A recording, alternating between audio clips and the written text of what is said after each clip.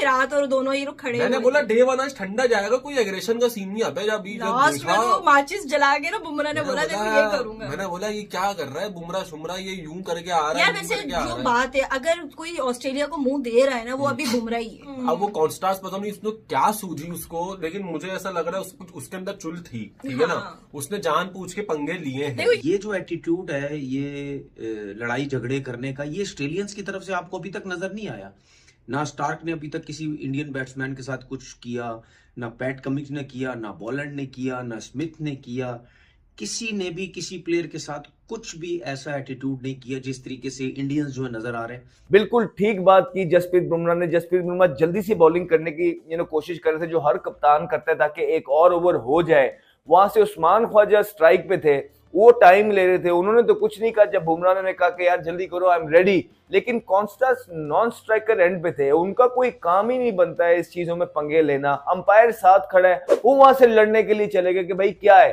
तो ये एक बहुत बदतमीजी है एक यंगस्टर की तरफ से सीनियर प्लेयर्स को। बुमराह को बहुत ही गलत टाइम पर तुमने जगह दी कॉन्स्टेंस। 19 साल के बच्चों, ये जिंदगी में पहली दफा हुआ होगा कि आउट होने वाला बैट्समैन दूसरे एंड पे जो खड़ा है आदमी, उसको कह रहा है कि यार ये तूने, तेरी वजह से मैं आउट हूं। क्या जरूरत थी तुझे पंगा लेने की कॉन्स्टेंस? तो उस बंदे के साथ बदतमीजी कर रहा है जो इस टाइम दुनिया का सबसे बड़ा बॉलर है, उसका नाम है जसप्रीत बुमराह। तो ये स्टार्ट जो है ये विराट कोहली की वजह से हुआ। फिर उसके बाद आप देखें ग्राउंड में ये चीजें चलती रही। आज भी कॉन्स्टास के साथ बुमराह का थोड़ा तू मैं हो गई। कॉन्स्टास भी थोड़ा सा अपने पर बहुत ज्यादा खोल रहे हैं, उनको भी चाहिए कि थोड़ा सा वापस जमीन पे आए। बहुत अर्ली करियर है उनका। लेकिन देखो एक बात मैं बोलूंगा, बीच में तो बोला है भाई, ठीक है ना। देखो मसला चल रहा था उस्मान ख्वाजा और जसप्रीत बुमराह का। उस्मान ख्वाजा थोड़ा सेट होने में टाइम ले रहा था, बुमराह खड़ा हुआ है, वो फजूल में आके बीच में बोल रहा है कि भाई जरा टाइम दे देना। बुमराह चले गया, और मैंने फर्स्ट टाइम देखा है ऐसा बुमराह का एग्रेशन। वैसे मतलब अभी मैं वो कर रहा था, मतलब पोस्ट पढ़ रहा था, उसमें देखा we see Bumrah aggression before GTA 6। मतलब अलग ही हाइप चल रही है इस एग्रेशन की भाई। ग्राउंड के अंदर जिस तरीके से बिहेव हो रहा है, जो मतलब गर्मा गर्मी चल रही है, जो स्लेजिंग चल रही है, ये बहुत बुरी लग रही है। सारे जो क्रिकेटर्स हैं वो बड़े एक्सपीरियंस क्रिकेटर्स हैं, उसके बावजूद भी इतना बुरा एटीट्यूड नजर आ रहा है। और ये एटीट्यूड, ये चीजें शुरू कैसे हुई? ये शुरू हुई विराट कोहली की वजह से, जो कि कॉन्स्टास को उन्होंने जब कंधा मारा, उसके बाद पूरी दुनिया में उनको बुरा भला बोला गया। उनके अपने लोगों ने कमेंट्री बॉक्स में बैठ के, टीवी पे बैठ के उन्होंने बोला कि ये जो तरीकेकार था ये बहुत गलत था।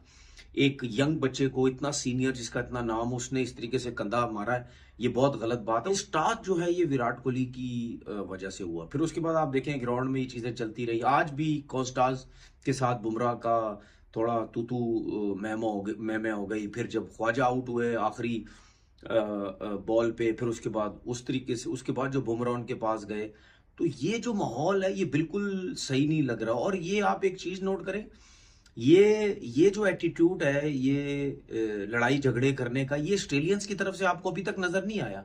ना स्टार्क ने अभी तक किसी इंडियन बैट्समैन के साथ कुछ किया, ना पैट कमिंस ने किया, ना बॉलैंड ने किया, ना स्मिथ ने किया।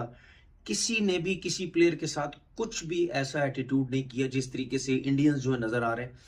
अब वो मुझे समझ नहीं आ रही, क्या वो सीरीज हार रहे हैं इस वजह से ही सब कुछ हो रहा है, या इंडिया मीडिया का प्रेशर, लोगों का प्रेशर, आवाम का प्रेशर, कोहली से परफॉर्म नहीं हो रहा, शर्मा से कुछ नहीं हो रहा, क्या टीम के हालात बहुत बुरे हैं, क्या गौतम गंभीर जैसा बंदा, जिस तरह मैंने आपसे पहले बोला था कि गौतम गंभीर जैसा बंदा इंडियन टीम के अंदर आ जाएगा, वो टीम बर्बाद कर देगा, क्योंकि जिस तरह उसका एटीट्यूड है। अभी सुनने में आती बातें कि जी टीम का माहौल अच्छा नहीं है, मतलब यानी एक पेज पे नहीं है, ये नहीं है वो। तो भाई ये पहले नहीं था, ये जब तक गौतम गंभीर टीम के साथ नहीं था तो ये प्लेयर थे ना सारे, उस टाइम तक ये सिस्टम नहीं था, ये बुरा माहौल नहीं था इंडियन टीम का। तो ये एक बहुत बदतमीजी है एक यंगस्टर की तरफ से सीनियर प्लेयर्स को।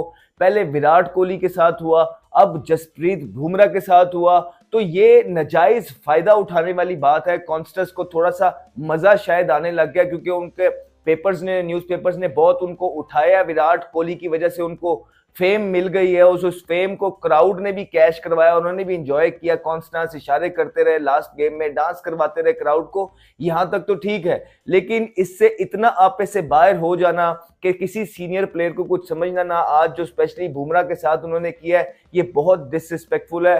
एंड आई होप पूरी भारतीय टीम और भारत, जिन्होंने विराट कोहली को बड़ा क्रिटिसाइज किया कॉन्स्टेंस के साथ, जो भी इंसिडेंट उनका पिछले मैच के अंदर पेश आया है, उनको देख लेना चाहिए कि वही जिसको वो सपोर्ट कर रहे थे 19 साल कॉन्स्टेंस, वो बाकी के प्लेयरों के साथ भी अब किस तरह का बिहेव कर रहा है, विच इज नॉट गुड। और अगर भारत का मीडिया इसी तरह अपने प्लेयर्स को क्रिटिसाइज करता रहेगा तो वो अपना सारा कॉन्फिडेंस खो देंगे। और आज भी मेरे ख्याल से अगर कोई और प्लेयर होता तो उसने कॉन्स्टेंस को बहुत सुनानी थी, लेकिन क्योंकि भारत लेट हो रहा था, एक और ओवर करना चाहता था, और फिर पिछले मैच के अंदर जो इतनी बड़ी कंट्रोवर्सी हुई थी, किसी ने इस मामले में हाथ डाला नहीं है, लेकिन कॉन्स्टेंस भी थोड़ा सा अपने पर बहुत ज्यादा खोल रहे हैं, उनको भी चाहिए कि थोड़ा सा वापस जमीन पे आए, बहुत अर्ली करियर है उनका। हेलो नमस्कार एंड जय हिंद दोस्तों, स्वागत है आपका मिस्टर भारत में। इंडिया और ऑस्ट्रेलिया के बीच सिडनी में खेले जा रहे बॉर्डर गावस्कर ट्रॉफी के 5वें और अंतिम टेस्ट मैच के पहले ही दिन माहौल गर्मा गया है। इस सीरीज में अब तक कई बार दोनों टीमों के खिलाड़ी आमने सामने आ चुके हैं। ऐसा ही कुछ सिडनी में भी हुआ जब रोहित शर्मा की जगह कप्तानी कर रहे जसप्रीत बुमराह से सैम कॉन्टस की भिड़ंत हो गई। ऑस्ट्रेलिया ने इस मैच में गेंदबाजी से अपना दम दिखाया और भारत की पहली पारी 185 रन पर ऑल आउट कर दी।